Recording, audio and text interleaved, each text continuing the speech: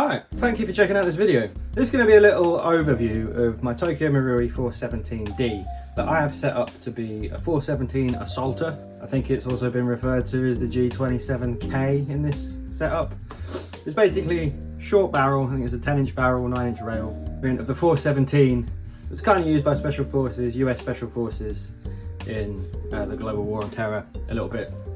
So I'm just going to kind of go over my build and how it's set up. What I like about it, what I don't like about it. I'm not going to go outside and do like a long range shooting test with it because I don't really have the space and it's pissing it down with rain and really cold outside and I kind of just don't want to go outside. I will do a little update on it once I've like gamed it and stuff, but for now we're just going to stick to like a nice little quick overview video. There's a few reasons why I had the necessity for something like this in my collection.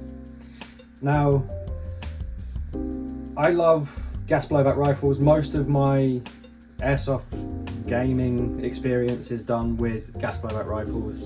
And Tokyo Marui Ngrs rifles and the MP5 are like a really good second to that, I feel. Just that extra little bit of immersion, the little bit of feedback you get, the little jolt, and then the features like the stop on empty feature and stuff like that. As far as like a backup for a gas blowback user, it's really like spot on. And I have the Marui Ngrs SD6, which is phenomenal. However, I was a bit freaked out one day when I went into my old local shop, Wolf Armories in Camden, and saw a few just like boneyard Ngrs MP5s. And I asked, I was like, what's going on with these? And they said, once the MOSFET in those goes, they're a paperweight. They literally, they can't do anything about it. It's all proprietary. They can't just stick a gate in there and, you know, get going again. It's apparently such a ball ache to fix. You can't fix them. You need Tokyo Marui parts to fix them, and the Tokyo Marui parts aren't available to just buy. They're not issued as backup parts. Tokyo Marui doesn't really produce enough support for their platforms when they bring out a new platform as it is. So the capacity to support customers isn't there when they have issues with their Ngrs MP5s because of that proprietary MOSFET system in them. So I was like freaked out by that. I was like, okay, so now I'm just, every time I use the MP5, I'm like scared that it's gonna die. I was like, how do you stop it from happening? How do you stop the MOSFET from dying? And the response was, never use it. so unfortunately, I'm still going to use it. I'm still going to enjoy using the MP5, but I'm just a little bit worried that one day it's just going to stop working for no reason. So I felt the need to get another Ngrs, and one without a MOSFET in it, one that's still just like a nice mechanical Tokyo Marui machine. Leave it alone. If you leave the insides alone, it will just last forever. For a while I wanted a 416C, the Ngrs one of those, but then I ended up building the gas one, and I didn't have anything in my collection that was NATO 762. So I decided, fuck it, let's do a 417. Now the 417 for me is way too long. The Marui one anyway is way too long. But I saw that this Assaulter was kind of a thing, and much preferred having a short barrel. You know, I could use this in CQB if I really wanted to. I prefer having, you know, something a bit more maneuverable and wieldy that I can run up front with. Not really much of a sit back and snipe people kind of guy when it comes to playing. So I much prefer getting stuck in where the action is. So I wanted a shorter one. The bits that it comes with are like, make it sort of this long, so it's not exactly wieldy friendly, and it is quite a heavy beast as well. Figured out what I was going to do and decided to make the adjustments that I needed to better suit it to my needs.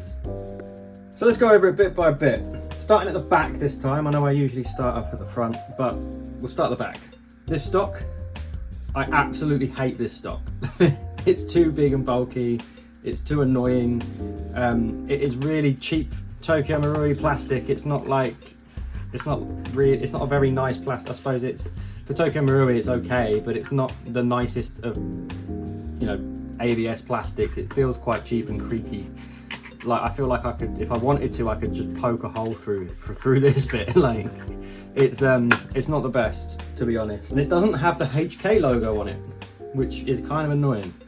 I think I'm going to look into, at some point, I'm going to look into getting a real one converted, but like the one that's kind of looks like this, but it's a lot slimmer. It doesn't have these big bits, and then maybe having room for a very small LiPo battery put into sort of this section of it, and doing some kind of conversion where it still works with the Ngrs stock tube and the way the battery works in there, because it's all a little bit proprietary. As far as the stock goes, I don't like it. I'm going to look into another solution. I don't have a battery for it that properly fits into the stock yet. So moving down, the grip is nice. It's kind of like the same, it feels like it's the same kind of plastic, but it's just a bit thicker and it's much nicer finished. So I'm not too displeased with this. The grip angle ain't bad. It's all right. It's quite nice and comfortable. The stock, obviously fully closed, comes back a lot further than like an M4 does. So the length of pull on it, to be honest, the length of pull on it all the way closed is probably where I need it. That's probably most comfortable for me.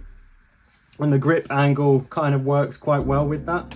It's not as vertical as some might like, but I quite like it. The fire selector is awesome. It's so crisp. It really snaps into semi really nicely. It feels like it's doing more than just flicking a switch inside the gearbox, on the outside of the gearbox. It feels like it's really clunking round, much more like a gas blowback one than an AEG one. I really like the fire selector. It's really satisfying. It like snaps into semi and then is very smooth into full and locks into there nicely. It is also ambi. Also on a real 417, 416, you are able to flick it into safe no matter if it's cocked or not. So that's kind of, you know, it being unsafe makes more sense. I'm moving forward slightly. We have the magazines. Now, I really wish someone made a 30 rounder for it, like one that's like that long. I think if you could get this with that long a mag, it would be absolutely perfect. It looks so much better with a mag that's that long. That just, yeah, that looks way better. So, can someone like 3D print me like a casing for this that's like longer? It doesn't have to have the bullets on it, you know, it can be like that, you know. It just looks so much better that long. I don't know. As a temporary solution, I may just like jungle mag it. Yeah, I'm definitely gonna jungle mag it. If I've got mag pouches that are big enough to take both of them, then that is what I'm doing. The receiver. Now, I'm not the first owner of this. It did come through a shop. Someone had like traded a bunch of stuff in with this shop and said it was hardly used and it was a really good deal. However, what the shop didn't notice, and I do believe that they didn't notice this, I don't think they would, is that the receiver, the back of the upper receiver has a couple of fins, right, that help support it and keep it in place in the lower. And unlike other 417 AEGs, the little triangular fins, and I'll get a picture of them, they have an extra little tab that sticks out in here for a bit of extra support to really keep the receivers locked together. Now those little extra tabs have snapped off inside the lower receiver, so every now and then I do get a little gap start to appear. I've remedied it by shimming it with electrical tape, and that seems to have like improved it massively. My previous owner must have just really overloaded the rail, maybe, and it's just put extra weight on those bits, and then he's cack-handedly taken it apart to clean it or whatever. It's very greasy in there. It's just kind of like bodged it apart a little bit and accidentally snapped those bits off. That's what it looks like to me. It doesn't affect anything really. The gun still stays together, as I said. Like the other 417 AEGs don't have those little extra bits on there to hold it all together, and you know, so whatever. I'll see how it goes. If it becomes a problem, I'll update on that.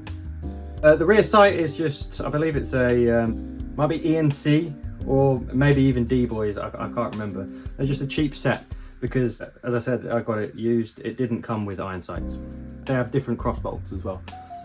I do have another one of these cross bolts that I'll put in there because it does bother me. Up the top we have the EOTech just as a kind of a placeholder at the moment and a bit of a flex. I really love the look of the EOTech on there. It may stay there. I'm kind of in mind to get one of the longer ACOG models that's for 762. Like the 3.5 magnification one that's like a little bit longer than the one that you get on the M4s. I think that'd look really dope, maybe with a piggyback red dot for up close. But I do kind of want to take as much weight out of the equation with this as I can because it is quite heavy. Even in the short configuration, it is quite heavy as it is. I may just stick something cheap and plasticky and lightweight on there, like what I've got on the MP5.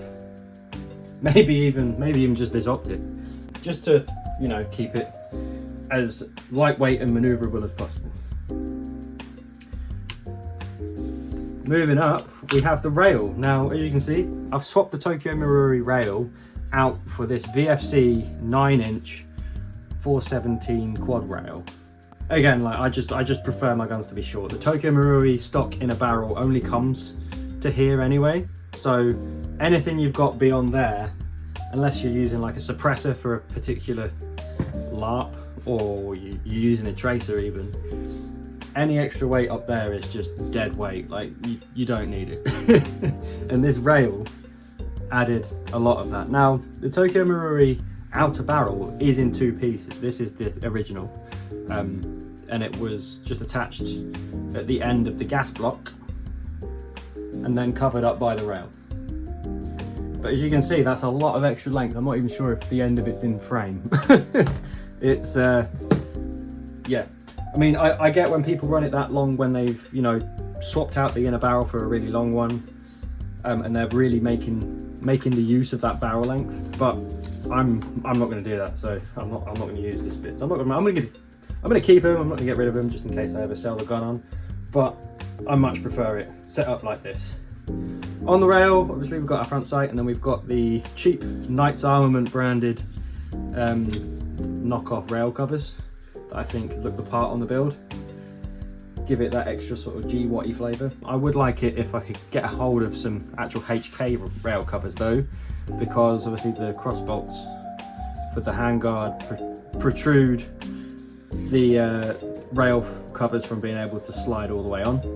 I may even just cut up some of the spare bits I have so that they go around the cross bolts to close that gap, depending on how much it bothers me, which is quite a lot. I've got the broom handle grip that came with my MWS M4. Bit of a placeholder as well.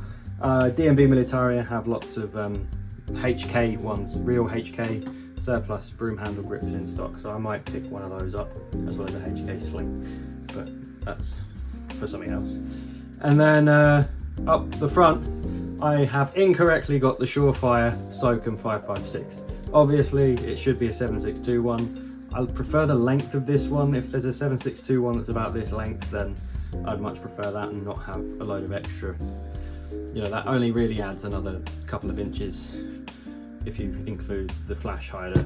I don't want another really long suppressor, otherwise I'd have just kept it really long. The sling I've got on here, I believe is a UK company called Delta Mike Face Pro. They make this awesome sort of Blue Force gear style tiger camo sling, and I'm a massive slut for tiger camo, so yeah, I picked it up. I think it was only like 20 quid. Really good quality material, good thick plastic fixings and stuff, and yeah, and like even the clips are really nice as well. What have I missed? EOTech's on like a knockoff Unity mount. I really like this setup. It's awesome. It really makes it feel a lot more like a 416 than a 417, having it this short and light. It does take a bit of weight out of it, having a much shorter rail and not that outer barrel extension. And yeah, what I really like about this one is that the charging handle does come back quite far. So it just feels a bit more gas blowbacky, you know, in general. All right, so let's get battery in there and chrono it. It didn't come with the SOP mod battery that this stock is designed for. Not really a big fan of those batteries. They're like 50, 60 quid. And now you're limited to 8.4 volt NIM battery and the rate of fire and trigger response that comes with. But fortunately it came with a little Dean's adapter that goes inside the stock. So I'll just demonstrate how to get the stock off again for anyone interested. There's a little button on the top, right? Without knocking my coffee over. There's a button here that you press and you lift it up and it comes off. Hey Beans! This goes on. The guy was kind enough to put an arrow for red to head. So we'll do that. Just clips into there. And you can see you got your fuse. But then even though the stock's really big and bulky, there's not actually much battery space in there. So I've got these, like, they're quite big to be fair. I could probably do it where the batteries are separate. So these are 2600 milliamps. They slide down here nicely, but then there's nowhere for the wires to go. So you slide it in, and then you connect it up, and then there's nowhere for the wires to sit really. So I can't then get the stock on. Hey Beans. Like that's the closest I've ever got to getting it on, and I just don't feel comfortable with the wires being that all crushed up and crunched and stuff. So that's why, I've had it a while and I've just not used it, and then it's just not been a real priority for me because I've got so much other stuff I can use. So it's not, well, it's just kind of been a nice little collector's piece, but, which is unfortunate because it's really nice and I'm sure it performs really, really well. Feeling nice and needy, aren't you, Beans? He just wants to be involved.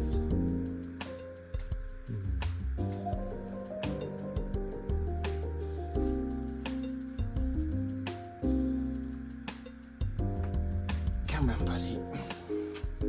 Once again, it is his blanket that I do this on, so I like the colour. I've tried doing it with another blanket that was black and it just really messed up the filming. So get that suppressor on as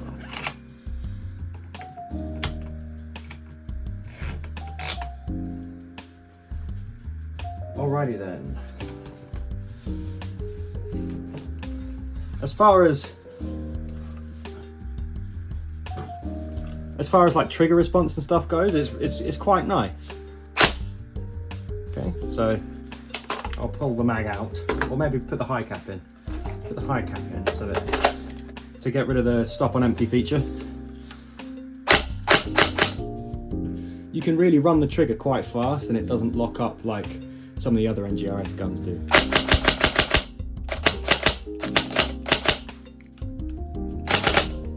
I mean, it does if you do shit like that, but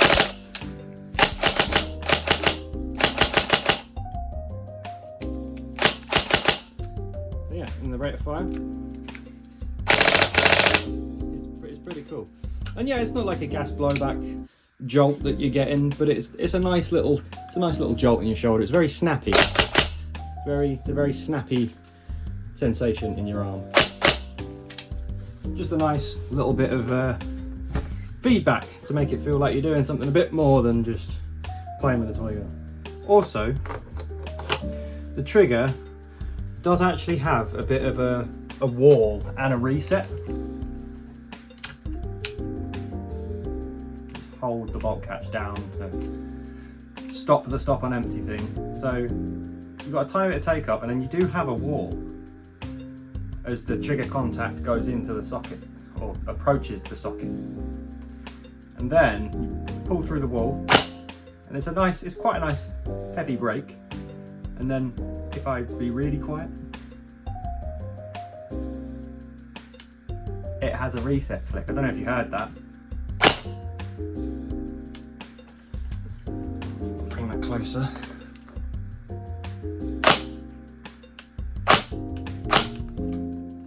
So I mean, as far as an AEG trigger goes, that's pretty good. One thing I know with the Marui 417 NGRS is I'm pretty sure they updated the motor. So there's something in there that's a little bit better than the one that was in the NGRS guns prior to this. They updated the motor again with the MP5 to make it like slimmer, so it'd fit more realistic MP5 dimensions. But on this one, they definitely upgraded the motor that they were putting in them. I know that because it's all over the box. It's like, new motor. I do still have the box, but I'm not going to get it down and get it out. It's too much hassle right now. The box really pushes that it's got this new fancy motor in it, so that's probably why it's got a better trigger response than some of the other NGRSs. Alright, let's get some beebs in it and chrono it. So if we're doing...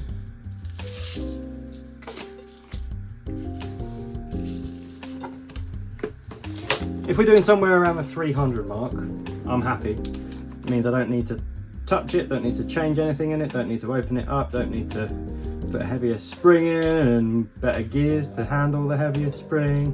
I just want to keep this as stock as possible.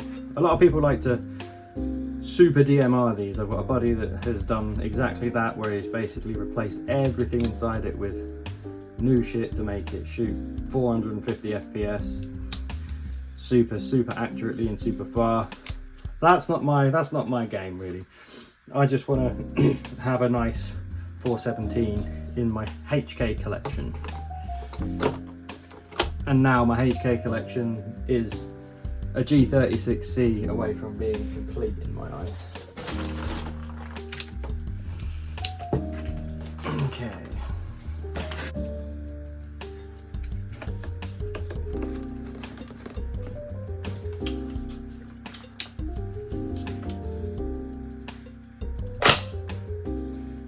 .285, 295, there we go,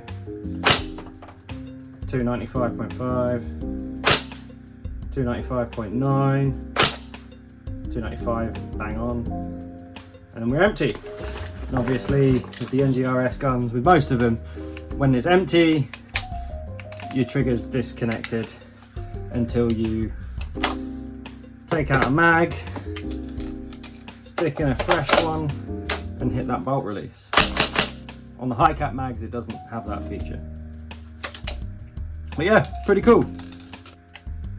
There was those chrono results right there. So I'm happy with that. I mean, so yeah, there we have it. 300 FPS is around 300 FPS. It's perfectly adequate for what I need it for. I'm sure as well it performs wonderfully in terms of range and accuracy with the Marui, with the magic Marui hop.